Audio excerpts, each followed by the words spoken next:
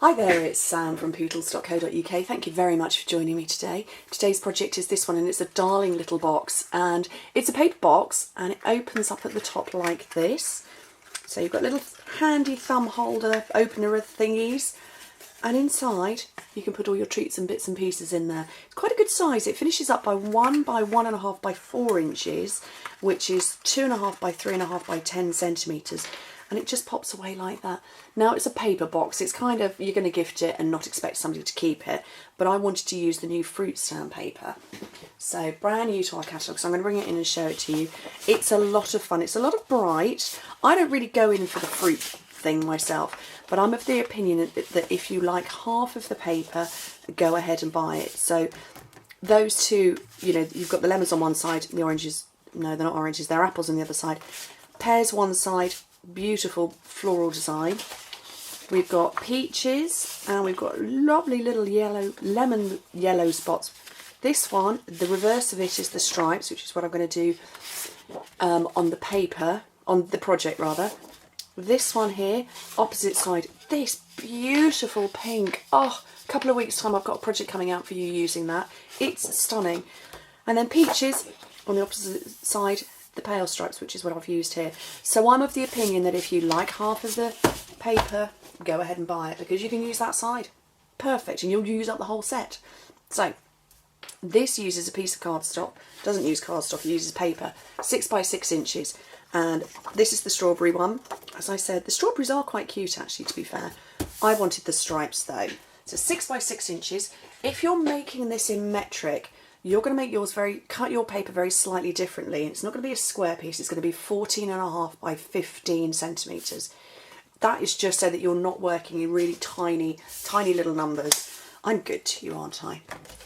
Okay, so on the long side, now we're going to score, on the horizontal side, so we're going to score all of these little lines first. So you turn it so the pattern is horizontal. If you want your stripes to go up, like that, like I've done, turn it round the other way. Okay, and we're going to score it at 1/2 inch, 1, 2.5, 3.5, 5, and 5.5 inches, which in metric is 1 1/4, 2.5, 6, 8.5, 12, 13.25. Do not panic.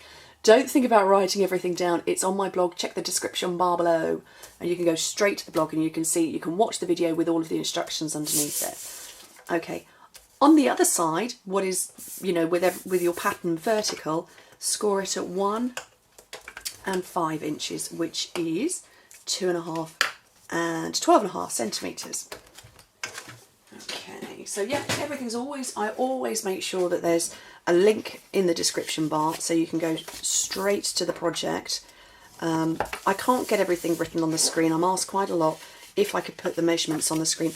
I can't because there are so many measurements and I work in both metric and imperial. There would be no room for anything else. You wouldn't see any of the projects because it would be there and you would be stopping to write it down, and there's no need to do that because I've already written it down for you over on my blog. Okay, so I'm just burnishing these score lines. And yeah, you can watch the video. It's embedded in the blog post as well, so you can watch it on my blog with the measurements underneath. Okay. Right, so I used stripy paper for filming. This is going to be fun. Okay, let's see how much you can see. Oh, possibly not a lot. Okay. I'm going to put this on autofocus. So, what I've got here is I have got 2 horizontal lines and all of them going vertically. In the bottom corner, or in all of the corners, you've got 2 little skinny rectangles. We're going to take those away completely. So I'm going to hack those away. So it's essentially a square that you're removing because it's two rectangles or 2 scored lines. So get rid of all of those.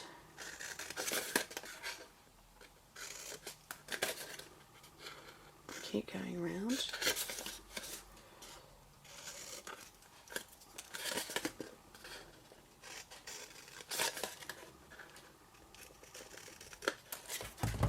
So they're all gone. So that's all of it. Now again, keeping it so that you've got the long lines, you've got lots of them, cut up the middle two on both sides. There obviously aren't any on the other sides, but cut up both of those.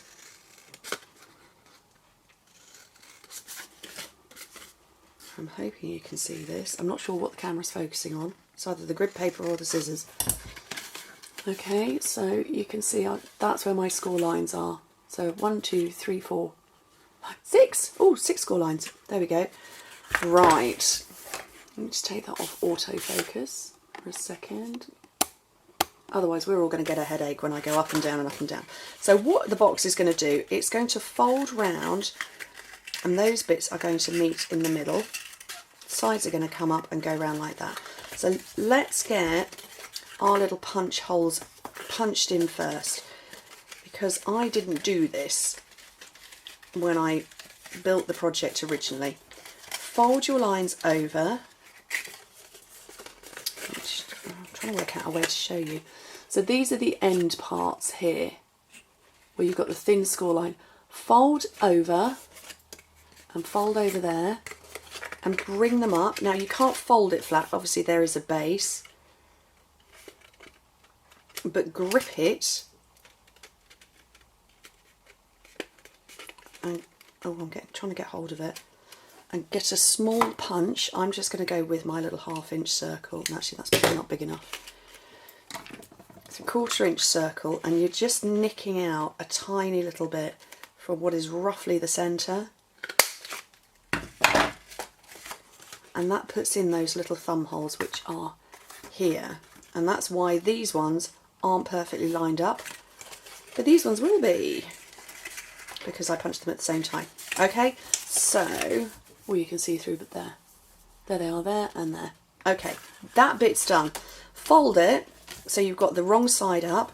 These centre tabs, bring them over and put some adhesive on, because they're going to stick to there. So I'm just going to grab my fuse. It's got itself all sticky.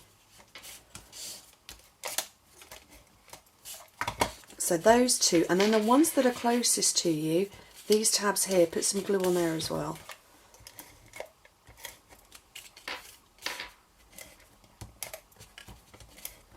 Because what's going to happen is those are going to stick to me, those are going to stick to there, and then this is going to wrap around and stick to everything. So I'm going to bring that one up. And that one as well. And I need to trim ever so slightly. Can you see that one? I just need to trim that. I've stuck it down and not stuck it down straight.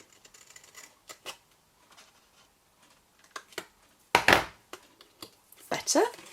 And then this one that I stickied, that is going to go around and stick over the top. And the same on the other side. And these little guys here, slide them in, and it closes up. Marvellous, huh? There we go. Right, little bit of stamping. Oh no, I need to put my washi tape. This was from the Affectionately Yours suite. This is from Pop of Pink. I'm going with the gold and the red, which I just think is gorgeous. So, the gold and the red. The gold and the black. What did I say? I don't remember what I said now. But it's gorgeous, whatever I said. Okay.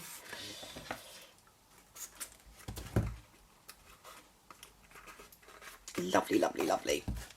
And then a little bit of stamping before I come in with this beautiful threaded work. I love the thread, it's just so pretty. So, basic black, because it's black. This one was chocolate and copper. Homemade for you. Love this stamp set, it's so cute. I've used it basically, well, pretty much all of the time since I first got it, and it's been out for a while now in our catalogue. Have I got a scrap of white? No, let's grab a scrap of white. Oh, that's quite a big bit, but you know, that's okay.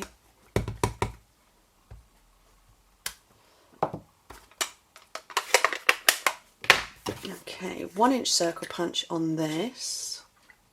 Look at that, perfect fit. 1 1/4 inch on a piece of basic black, because I want the circle and layering. Where's my snail? There it is. And then what I'm going to do now is I'm going to put 2 dimensionals on the back of this. And I want to for a good reason. A, because I want to lift it, but B, because I'm going to bring in, this is the gold thread. So we now have 4 colours. We have gold, silver, copper, but we also have black as well. And I decided I was just going to go with the gold. And I'm just going to wrap it round my fingers. So I'm sort of alternating. I'm going around 4 fingers, and then I'm going to go around 3 of them. Oh, and I'm going to stick it to this apparently as well. Round 3 and 4 and what have you. I'm just going to get hold of it. Don't worry about the wispy ends. And stick it across those dimensionals. So hopefully, if I put it on a piece of black, you can see. So it's across across the dimensionals. What I'm going to do now, I'm going to get my paper piercer, and I'm just using this as an anchor more than anything to make a kind of figure of 8 shape. And I'm going to bend those bits in. So those are my loose edges. That's one, and that's another. And then when it's finished and turned over, it looks like that. This is probably the point where I ought to put autofocus on again.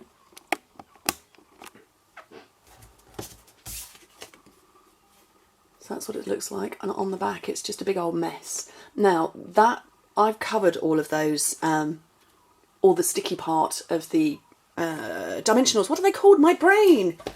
I've covered all of that. So what I'm going to do now, I'm going to grab a couple of mini glue dots because I still want that elevation, but obviously I want some sticky. So a couple of mini glue dots over those, and it's kind of anchoring down those, the dimensionals anyway, or rather the thread. And I can pop that on there and it will stick quite happily. And there you go. Cute. You see all the little wispy bits? They're so pretty, aren't they? I love that thread. So hopefully that's given you some ideas on how to work with the thread as well. Anyway, thank you ever so much for joining me, and I hope to speak to you very soon. Bye.